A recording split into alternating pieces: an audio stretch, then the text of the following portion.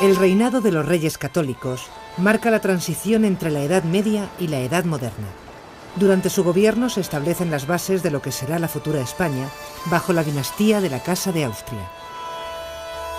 La fractura social de Castilla, motivada por la debilidad política de Enrique IV y por la rivalidad de los bandos nobiliarios, desemboca en una situación de crisis. El bando que apoya a Isabel, hermanastra del rey, inicia una serie de acusaciones y calumnias sobre la impotencia de Enrique y la supuesta ilegitimidad de su hija Juana, que representa el otro bando que lucha por la sucesión. Tras el acuerdo de Toros de Guisando, Enrique IV reconoce a Isabel como heredera del trono de Castilla. Isabel es una mujer con un gran sentido político, que desde un principio no se deja dominar por los nobles ni por los privados del rey. Para fortalecer su posición, decide contraer matrimonio con el infante Fernando, heredero del reino de Aragón. A la muerte de Enrique IV, Isabel se proclama reina de Castilla en Segovia.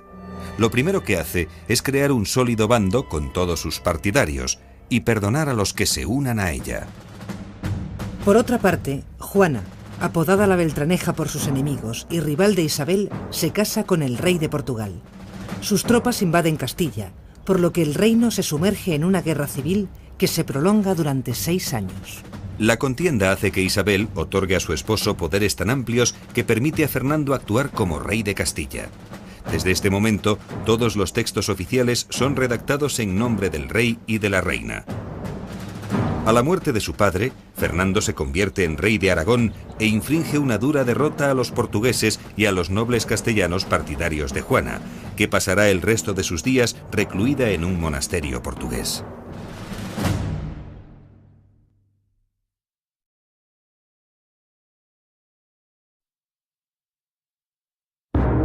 Tras la victoria militar, Isabel y Fernando tienen por delante la difícil tarea de reparar los graves daños provocados por la guerra.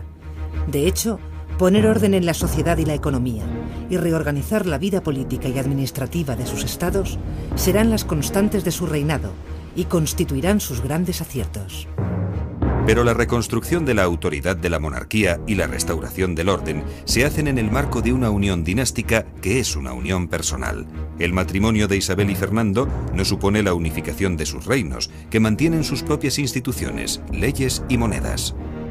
De ahí que ellos fuesen capaces de crear una fórmula política que probablemente ahora para lo que Europa tiene que hacer pueda servir de precedente, que consiste en dividir la soberanía en 2 planos. El plano superior, donde está la corona, donde está el poderío real absoluto, como dicen entonces, donde está la unidad económica, política, militar, etc., y el plano inferior, donde está la administración, que cada uno de los reinos está gobernando y administrando de acuerdo con lo que eran sus tradiciones. Tras la unión dinástica, el bloque formado por Castilla y Aragón aparece como la principal potencia de la península. Castilla tiene un importante potencial demográfico, unos 5 millones de habitantes frente al escaso millón de almas de Aragón. La vitalidad de la economía castellana descansa en su producción lanera y en sus importantes manufacturas textiles. Por su parte, en la Corona de Aragón, la economía de Cataluña ha sufrido una importante crisis con motivo de la guerra civil en el Principado. Sin embargo, la atonía económica de Cataluña tiene su contrapeso en el auge del Reino de Valencia, cuya capital experimenta un poderoso impulso comercial. Isabel y Fernando crean una simbología institucional alrededor de la cual gira toda una corte itinerante. Es una intensa campaña de propaganda gracias a la cual consiguen crear una sólida imagen unitaria. Para ello se valen de la heráldica, los lemas, las artes y los cronistas. La evolución de las armerías en la Casa Real se mantiene con una trayectoria bastante igual desde la unión de los reinos de Castilla y León, que se utilizaba el cuartelado poniendo en el primer cuartel el castillo, en el segundo el león y luego en el tercero se volvía a repetir el león y luego en el último se ponía el castillo. Al desposarse Isabel con Fernando, el escudo se vuelve a cuartelar para incluir las armas de Aragón y Sicilia. Con la conquista del reino granadino, ambos reyes deciden añadir una granada en la punta del escudo. Como ornamentos del nuevo escudo, Isabel decide incluir la corona real, que en este momento es abierta, el águila con una sola cabeza, el yugo y las flechas, y la frase «tanto monta», expresión que viene a decir que la importancia de Castilla y León, y Aragón y Sicilia, es la misma. La figura de Fernando pasa a la historia como la de un hombre de su tiempo, capaz de encarnar el ideal de soberano renacentista por combinar fuerza y diplomacia, energía y persuasión. Tenemos en nuestro tiempo a Fernando de Aragón, que se le puede llamar casi príncipe nuevo, porque de rey débil que era, guiado por la astucia y la fortuna, se convirtió en el primer rey de la cristiandad. Por su parte, Isabel es una mujer responsable, inteligente y conocedora de los resortes de la política. Una mujer de gesto serio, casi adusto, en armonía con la afirmación de los contemporáneos de que rara vez reía. Profundamente enamorada de su marido, se siente muy dolida por sus veleidades sentimentales. No nos engañemos, no pensemos en una historia romántica. Para ella, Fernando es el deber. Para ella, Fernando es el marido que Dios le ha puesto, el marido más conveniente, el que estaba un poco dentro de la línea, y entonces hace de su vida todo un deber de fidelidad de mujer y de amor al marido.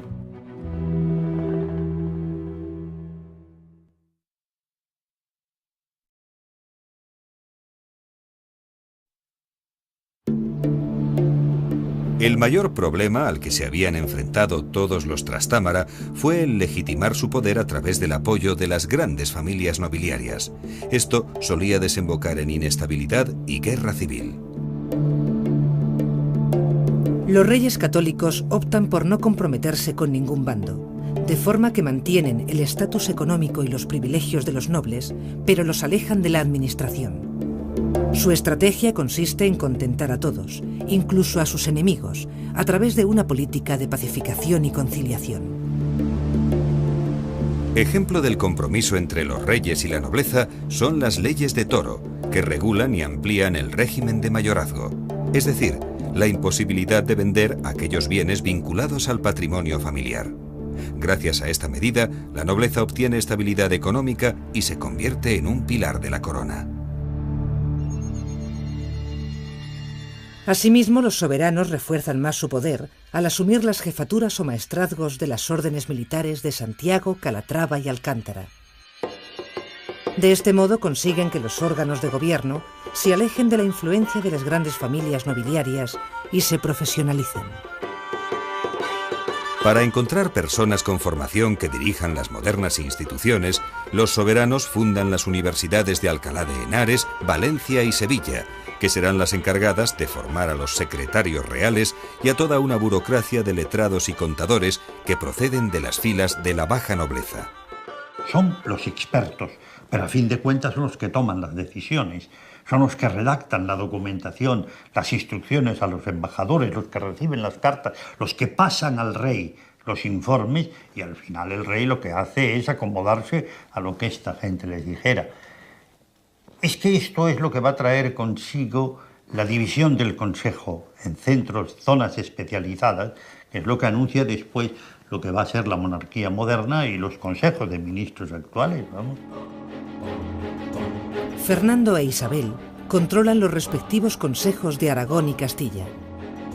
Crean en Granada una nueva Chancillería o Alto Tribunal de Justicia para Castilla, además de la ya existente en Valladolid. El poder del rey se canaliza a través de tres direcciones distintas.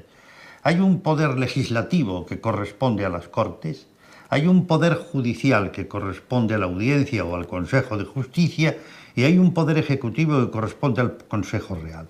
El rey gobierna a través de estas instituciones y no interviene más que en muy contadas ocasiones. Para controlar las ciudades, los reyes potencian en Castilla la figura del corregidor, funcionario nombrado por el rey con atribuciones en la administración de justicia y el orden público. La creación de la Santa Hermandad fuerza armada inspirada en las hermandades medievales y cuyos efectivos aportan las ciudades y villas, tiene por finalidad asegurar la paz en las ciudades y caminos.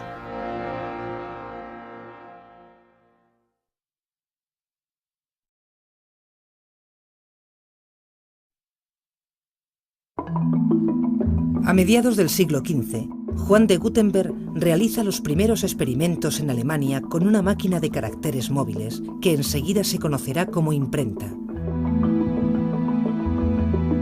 La repercusión de este invento es fundamental. Gracias a ella, ideas, libros y noticias pueden estar al alcance de muchas más personas.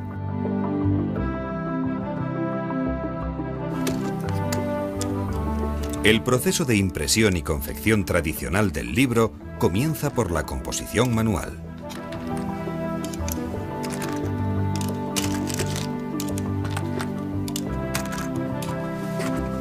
El tipógrafo, teniendo el original de lo que se va a componer delante, va cogiendo los tipos de letras de la caja tipográfica y conformando las líneas de texto según el diseño previo.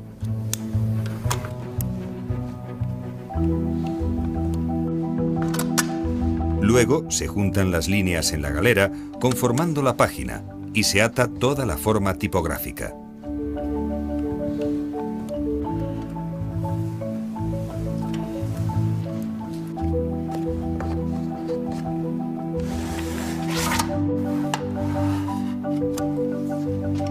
Cada página es entintada individualmente para una tirada de prueba. Es aquí donde se detectan y corrigen los posibles fallos de composición y las erratas. Posteriormente, se encuadra dentro de la rama tipográfica, es decir, dentro de todas aquellas páginas que van a ser impresas en una misma cara del pliego y a un determinado color.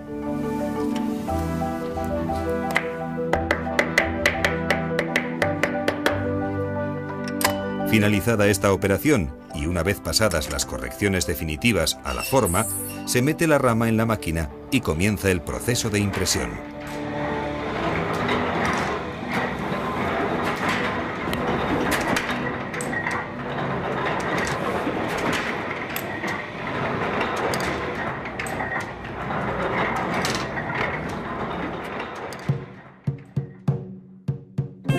El auge de la imprenta y la hegemonía castellana sobre los demás reinos provocan que en estos años se vaya extendiendo el uso del castellano. Isabel y Fernando reúnen en torno a la corte un gran número de humanistas italianos y españoles, como Antonio de Nebrija, que escribe la primera gramática de la lengua castellana. Ya estamos en una nueva etapa que tiene como varias dimensiones. Tiene una dimensión, lógicamente, que es de literatura caballeresca, en la época de la Amadís de Gaula. Tiene una dimensión profundamente religiosa. Es el momento del jardín de las nobles doncellas, es el momento de las ejercitaciones espirituales de Cisneros, y luego tiene una versión puramente humana, estrictamente humana, bueno, que es la Celestina. Perdidamente enamorado de Melibea, Calisto solicita la ayuda de una vieja alcahueta, la Celestina, para que con sus malas artes ablande el corazón de su amada. Aunque es poco lo que se conoce de su autor, Fernando de Rojas, se sabe que es un judío converso. El libro es un retrato social que permite entender cómo vive y piensa esta compleja sociedad. Poco a poco, el teocentrismo propio del mundo medieval deja paso al antropocentrismo del Renacimiento.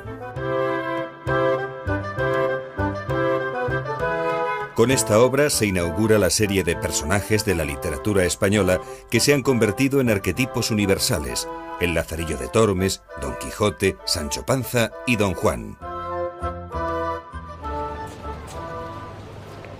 La monarquía, la iglesia y la nobleza compiten por el mecenazgo de humanistas y artistas. La consecuencia es un florecimiento de la vida cultural que combina formas del gótico tardío, el mudéjar y las novedades renacentistas.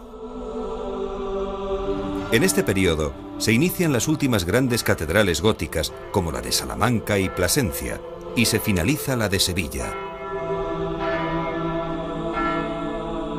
El gótico isabelino es el arte oficial de la época, del que destacan la Cartuja Real de Miraflores, el Monasterio de San Juan de los Reyes en Toledo o el Colegio de San Gregorio en Valladolid.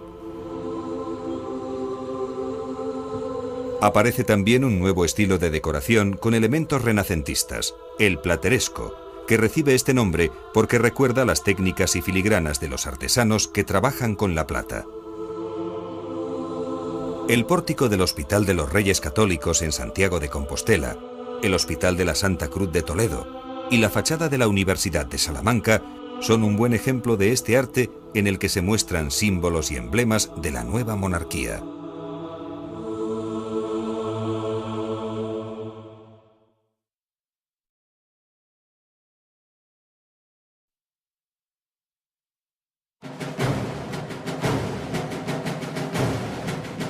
La política exterior de la monarquía de los Reyes Católicos viene definida por los intereses de las dos coronas.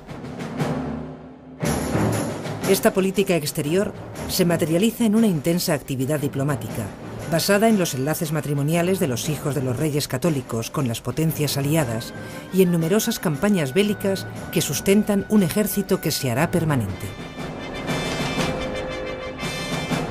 Castilla prosigue la reconquista que le lleva a la ocupación de Granada y al norte de África. Por su parte, Aragón es una potencia mediterránea, cuya expansión se orienta hacia Italia. Allí, la pugna con Francia por el dominio de Nápoles lleva a Fernando a promover la Liga Santa, que incluye al Papado, Milán, Venecia y el Sacro Imperio. Para Fernando, Europa tenía que ser mediterránea. O sea, él lo que estaba tratando de construir, es la herencia de la corona de Aragón, era un gran mundo mediterráneo que cerrase todo lo que llamamos hoy el Tirreno, con el Golfo de Lión, incluso las costas del norte de África, para crear ahí el gran elemento que, unido a los otros tres que componían Europa, Francia, Alemania e Inglaterra, pudiera establecer lo que él llamaba el equilibrio de la cristiandad, defendiéndola de la amenaza grande que entonces eran los turcos. De la mano de Gonzalo Fernández de Córdoba, el gran capitán, artífice de la victoria española en Italia, aparece una concepción nueva de la guerra. Es una estudiada táctica que consiste en trasladar en el campo de batalla el protagonismo de la caballería pesada a las unidades de infantería. Estas combinan la potencia de fuego de los arcabuceros con las temibles lanzas de los piqueros. Esta es la base de los famosos tercios españoles, unidades que darán a España la supremacía militar en Europa durante siglo y medio. Este es un arcabuz, el arma por excelencia o más generalizada durante el siglo XVI y parte del XVII. Tenía la caja, porque esta pieza de madera mal llamada culata, su nombre en armería es caja, que se compone de la caña o afuste, la garganta, hueco de la llave y la cureña. Y la parte terminal recibía un nombre bastante eufónico, la coz.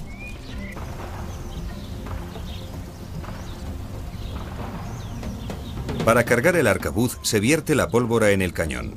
Luego se introduce la bala, que se afirma con varios golpes de baqueta.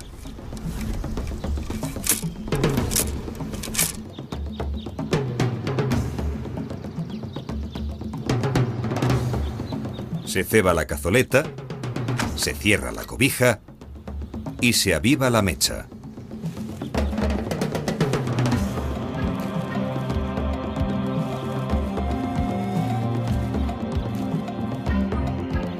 Ya solo queda apuntar y disparar. Con este sistema se lograban hacer hasta 3 tiros por minuto.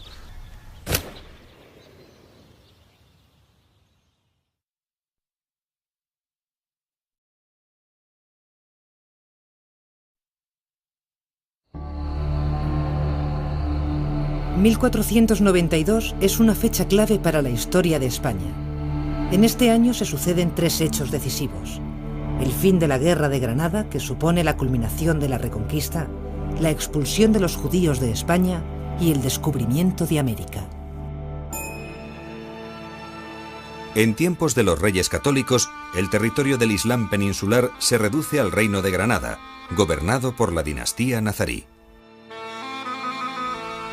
Fundado en el siglo XIII, su pervivencia durante más de 200 años solo se explica por los grandes tributos en oro que pagaban a los reyes de Castilla. En este momento, su población es de casi 750.000 habitantes. Con la consolidación de la unión dinástica, el reino nazarí se convierte para la nueva monarquía en un asunto de Estado.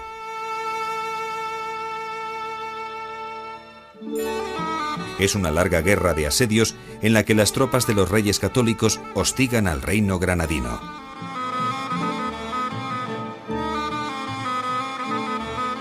La contienda finaliza cuando Boabdil entrega las llaves de la ciudad, tras arrancar a los reyes la promesa de que respetarán a la población musulmana.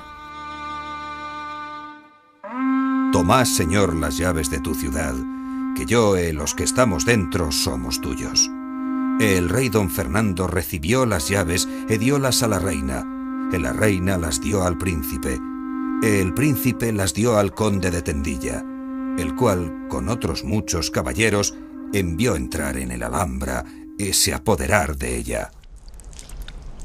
La memoria del reino granadino permanece en la península en el bello Palacio de la Alhambra, la obra maestra de la arquitectura nazarí. Su nombre proviene de la expresión al-Hambra, la roja, debido al color de sus muros hechos con arcilla. Una impresionante muestra de todo el refinamiento, riqueza y delicadeza del arte y de la arquitectura islámica. El recuerdo vivo de los casi 8 siglos de presencia musulmana en la península. Hablan las aguas y lloran, bajo las adelfas blancas, bajo las adelfas rosas. Lloran las aguas y cantan por el arrayán en flor, sobre las aguas opacas. Locura de canto y llanto, de las almas, de las lágrimas. Pero Isabel y Fernando sueñan con una España sin mezquitas y sin sinagogas.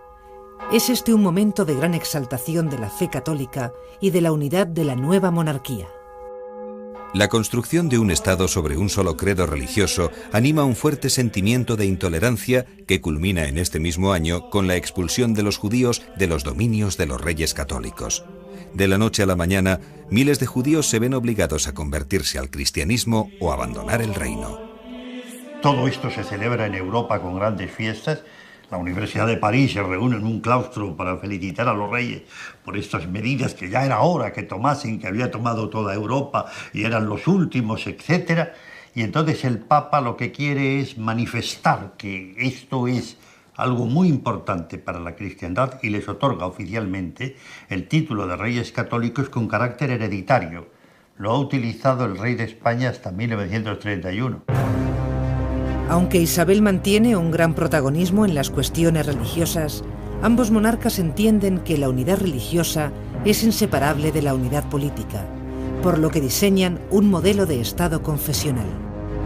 Para lograr esta unidad religiosa, adoptan diversas medidas como la creación del Consejo de la Suprema y General Inquisición, la expulsión de los judíos y la conversión forzosa de los musulmanes que habitan sus reinos. Los musulmanes convertidos, llamados moriscos, protagonizarán diversas revueltas y serán expulsados de España en el siglo XVII. La Inquisición española surge en un contexto de desconfianza sobre la autenticidad del sentir religioso de los judíos convertidos al cristianismo, los conversos.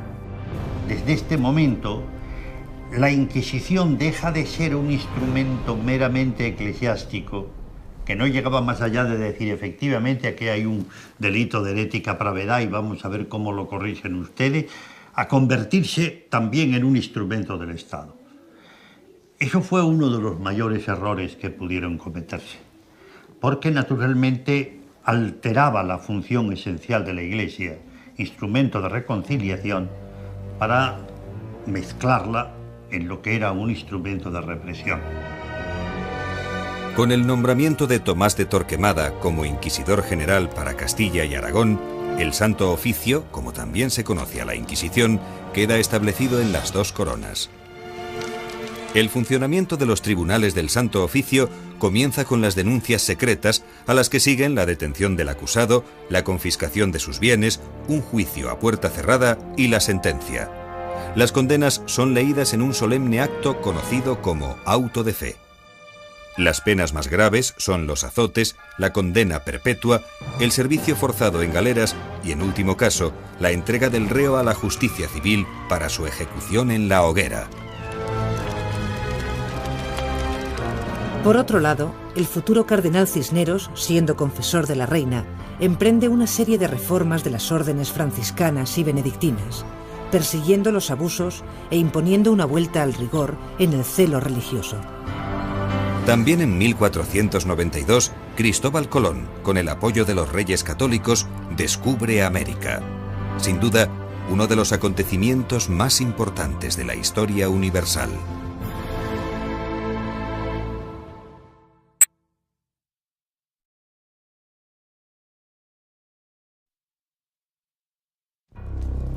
Tras la muerte de la reina Isabel, la unión dinástica entre Castilla y Aragón se tambalea. Estando Isabel ya en la cama esperando morir, dicta el testamento. En un momento determinado se interrumpe y, dirigiéndose al escribano que toma nota, le dice: Muchas veces me he preguntado qué tengo que agradecer más a Dios en esta vida. Queda un momento pensando y añade: El marido que me dio, el mejor rey de España. Fernando renuncia al título de rey de Castilla y concierta su matrimonio con Germana de Foix, sobrina del rey de Francia. Juana, hija de los reyes católicos, hereda la corona de Castilla, pero su marido Felipe el Hermoso acuerda con Fernando marginarla del poder. Declarada Juana incapaz, Fernando se retira a sus dominios en Nápoles. Felipe, esposo de Juana, fallece poco tiempo después y se instaura un periodo de regencias alternado entre Fernando y el cardenal Cisneros. Fernando invade Navarra e incorpora los territorios a la corona de Castilla. Tras una ardua labor política, Fernando fallece y deja una poderosa monarquía de alcance europeo lista para asumir el desafío de la expansión ultramarina. El heredero, su nieto Carlos, será el primero de una nueva dinastía, la Casa de Austria.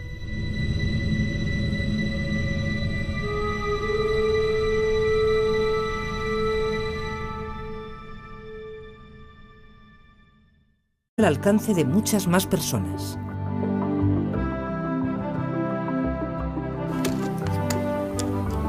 El proceso de impresión y confección tradicional del libro comienza por la composición manual.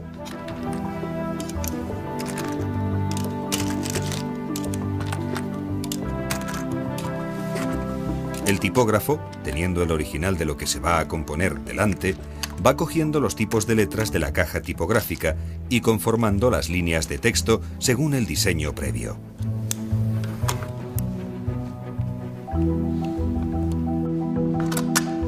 Luego se juntan las líneas en la galera, conformando la página, y se ata toda la forma tipográfica.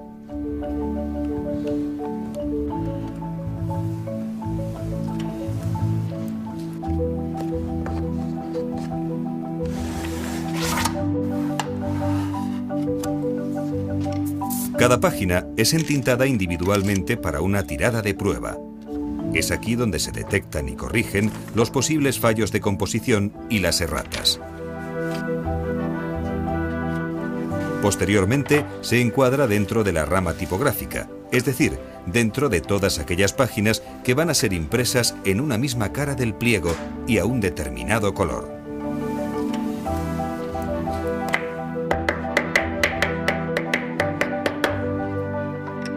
Finalizada esta operación, y una vez pasadas las correcciones definitivas a la forma, se mete la rama en la máquina y comienza el proceso de impresión.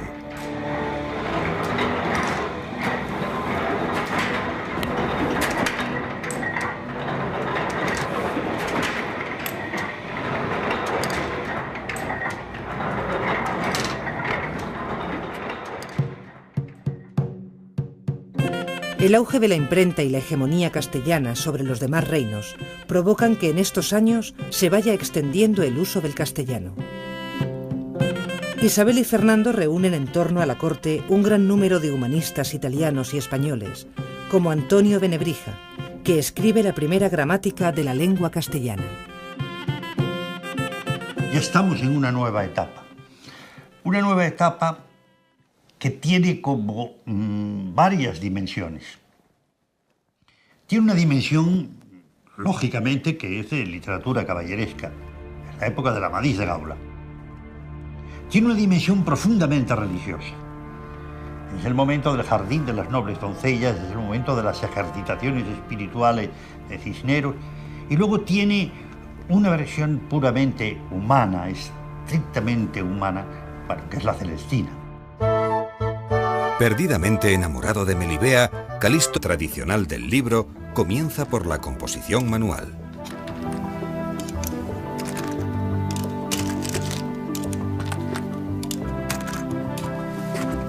El tipógrafo, teniendo el original de lo que se va a componer delante, va cogiendo los tipos de letras de la caja tipográfica y conformando las líneas de texto según el diseño previo.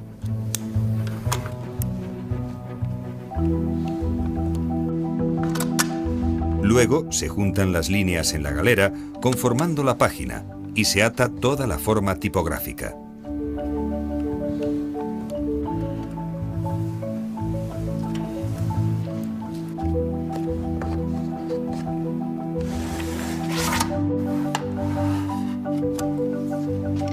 Cada página es entintada individualmente para una tirada de prueba. Es aquí donde se detectan y corrigen los posibles fallos de composición y las erratas. Posteriormente, se encuadra dentro de la rama tipográfica, es decir, dentro de todas aquellas páginas que van a ser impresas en una misma cara del pliego y a un determinado color.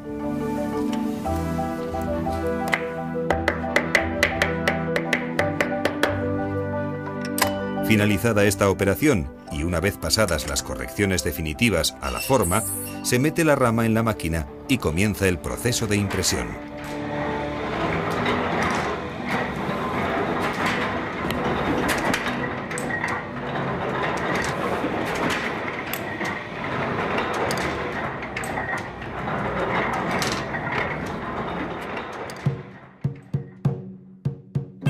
El auge de la imprenta y la hegemonía castellana sobre los demás reinos provocan que en estos años se vaya extendiendo el uso del castellano. Isabel y Fernando reúnen en torno a la corte un gran número de humanistas italianos y españoles, como Antonio de Nebrija, que escribe la primera gramática de la lengua castellana. Ya estamos en una nueva etapa. Una nueva etapa que tiene como varias dimensiones. Tiene una dimensión, lógicamente, que es de literatura caballeresca, en la época de la Amadís de Gaula. Tiene una dimensión profundamente religiosa. Es el momento del jardín de las nobles doncellas, es el momento de las ejercitaciones espirituales de Cisneros, y luego tiene una versión puramente humana, estrictamente humana, bueno, que es la Celestina. Perdidamente enamorado de Melibea, Calisto solicita la ayuda de una vieja alcahueta, la Celestina, para que con sus malas artes ablande el corazón de su amada. Aunque es poco, se alejen de la influencia de las grandes familias nobiliarias y se profesionalicen. Para encontrar personas con formación que dirijan las modernas instituciones, los soberanos fundan las universidades de Alcalá de Henares, Valencia y Sevilla, que serán las encargadas de formar a los secretarios reales y a toda una burocracia de letrados y contadores que proceden de las filas de la baja nobleza. Son los expertos, pero a fin de cuentas son los que toman las decisiones, son los que redactan la documentación, las instrucciones a los embajadores, los que reciben las cartas, los que pasan al rey los informes, y al final el rey lo que hace es acomodarse a lo que esta gente les dijera. Es que esto es lo que va a traer consigo la división del Consejo en centros, zonas especializadas, que es lo que anuncia después lo que va a ser la monarquía moderna y los consejos de ministros actuales, vamos. Fernando e Isabel controlan los respectivos consejos de Aragón y Castilla. Crean en Granada una nueva Chancillería o Alto Tribunal de Justicia para Castilla, además de la ya existente en Valladolid. El poder del rey se canaliza a través de 3 direcciones distintas.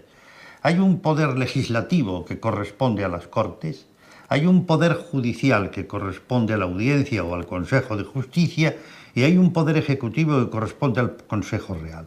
El rey gobierna a través de estas instituciones y no interviene más que en muy contadas ocasiones. Para controlar las ciudades, los reyes potencian en Castilla la figura del corregidor, funcionario nombrado por el rey con atribuciones en la administración de justicia y el orden público. La creación de la Santa Hermandad, fuerza armada inspirada en las hermandades medievales y cuyos efectivos aportan las ciudades y villas, tiene por finalidad asegurar la paz en las ciudades y caminos.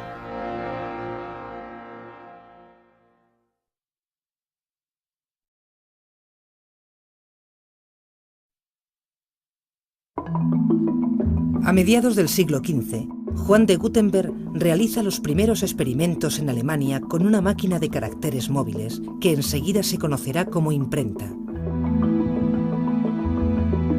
La repercusión de este invento es fundamental. Gracias a ella, ideas, libros y noticias pueden estar al alcance de muchas más personas.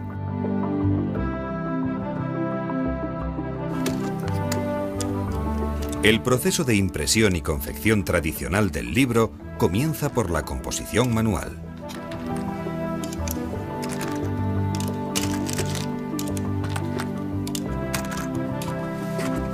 El tipógrafo, teniendo el original, serán expulsados de España en el siglo XVII. La Inquisición española surge en un contexto de desconfianza sobre la autenticidad del sentir religioso de los judíos convertidos al cristianismo, los conversos. Desde este momento, la Inquisición deja de ser un instrumento meramente eclesiástico, que no llegaba más allá de decir efectivamente aquí hay un delito de herética pravedad y vamos a ver cómo lo corrigen ustedes, a convertirse también en un instrumento del Estado. Eso fue uno de los mayores errores que pudieron cometerse, porque naturalmente alteraba la función esencial de la Iglesia, instrumento de reconciliación, para mezclarla en lo que era un instrumento de represión. Con el nombramiento de Tomás de Torquemada como inquisidor general para Castilla y Aragón, el Santo Oficio, como también se conoce a la Inquisición, queda establecido en las 2 coronas. El funcionamiento de los tribunales del Santo Oficio comienza con las denuncias secretas, a las que siguen la detención del acusado, la confiscación de sus bienes, un juicio a puerta cerrada y la sentencia. Las condenas son leídas en un solemne acto conocido como auto de fe. Las penas más graves son los azotes, la condena perpetua, el servicio forzado en galeras y, en último caso, la entrega del reo a la justicia civil para su ejecución en la hoguera.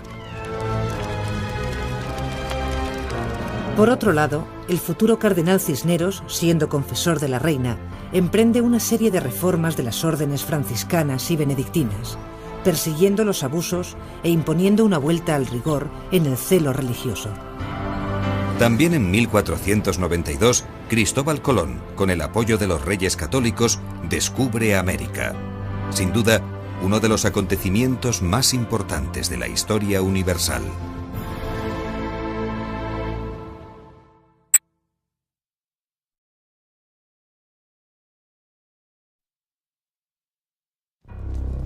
Tras la muerte de la reina Isabel, la unión dinástica entre Castilla y Aragón se tambalea. Estando Isabel ya en la cama esperando morir, dicta el testamento.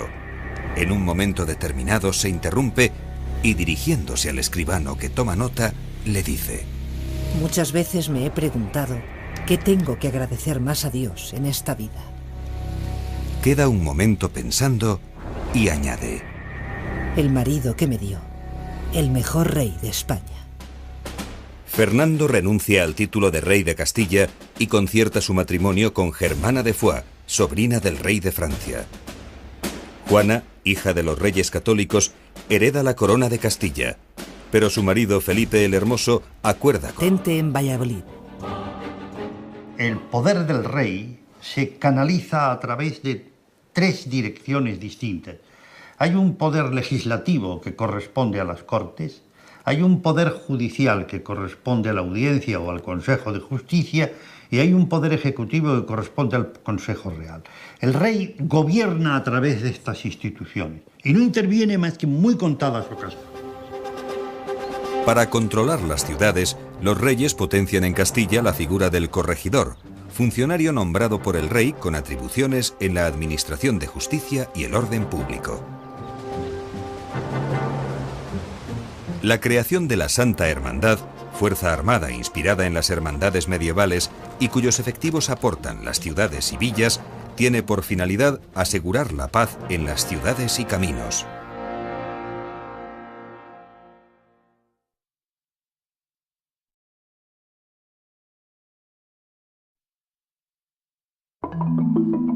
A mediados del siglo XV, Juan de Gutenberg realiza los primeros experimentos en Alemania con una máquina de caracteres móviles que enseguida se conocerá como imprenta.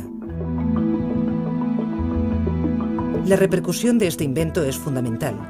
Gracias a ella, ideas, libros y noticias pueden estar al alcance de muchas más personas.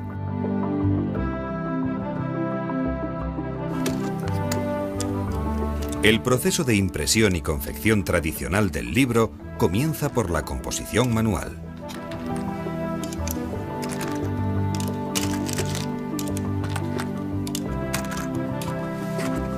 El tipógrafo, teniendo el original de lo que se va a componer delante, va cogiendo los tipos de letras de la caja tipográfica y conformando las líneas de texto según el diseño previo.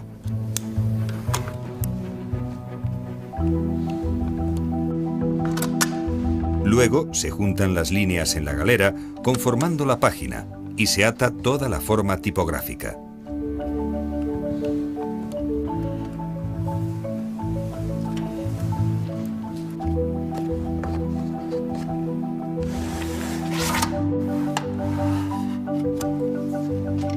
Cada página es entintada individualmente para una tirada de prueba. Es aquí donde se detectan y corrigen los posibles fallos de composición y las erratas. Posteriormente, se encuadra dentro de la rama tipográfica, es decir, dentro de todas aquellas páginas que van a ser impresas en una misma cara del pliego y a un determinado color.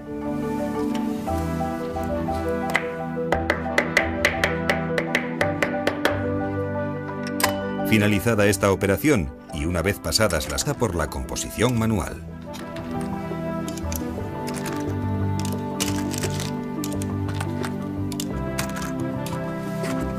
El tipógrafo, teniendo el original de lo que se va a componer delante, va cogiendo los tipos de letras de la caja tipográfica y conformando las líneas de texto según el diseño previo.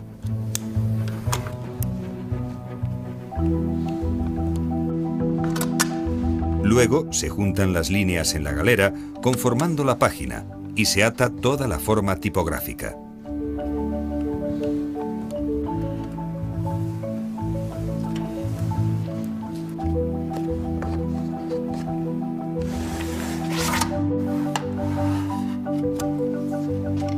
Cada página es entintada individualmente para una tirada de prueba. Es aquí donde se detectan y corrigen los posibles fallos de composición y las erratas. Posteriormente, se encuadra dentro de la rama tipográfica, es decir, dentro de todas aquellas páginas que van a ser impresas en una misma cara del pliego y a un determinado color.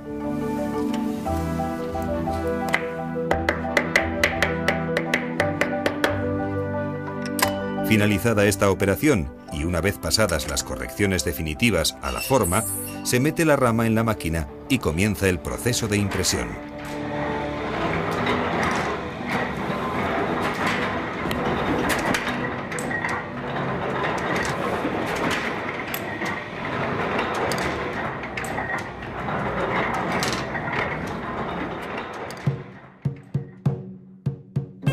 El auge de la imprenta y la hegemonía castellana sobre los demás reinos provocan que en estos años se vaya extendiendo el uso del castellano.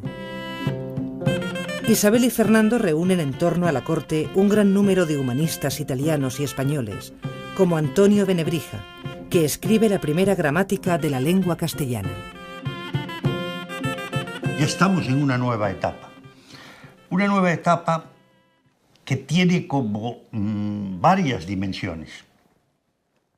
Tiene una dimensión, lógicamente, que es de literatura caballeresca, en la época de la Amadís de Gaula. Tiene una dimensión profundamente religiosa. Es el momento del jardín de las nobles doncellas, es el momento de las ejercitaciones espirituales de Cisneros, y luego tiene una versión puramente humana, estrictamente humana, bueno, que es la Celestina. Perdidamente enamorado de Melibea, Calisto solicita la ayuda de una vieja alcahueta, la Celestina, para que con sus malas artes ablande el corazón de su amada. Aunque es poco lo que se conoce de su autor, Fernando de Ro. Y disparar. Con este sistema se lograban hacer hasta 3 tiros por minuto.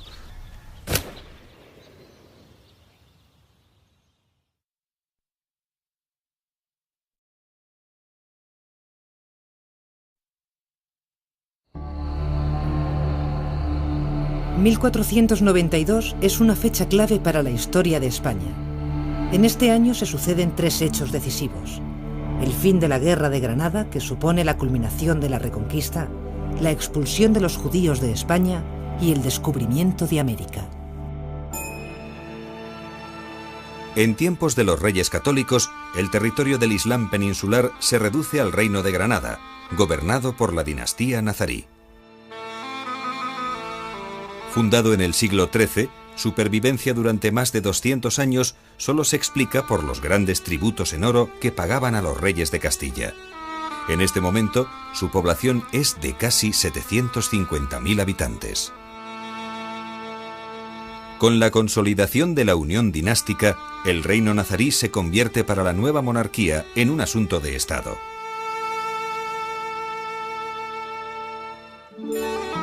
Es una larga guerra de asedios en la que las tropas de los reyes católicos hostigan al reino granadino.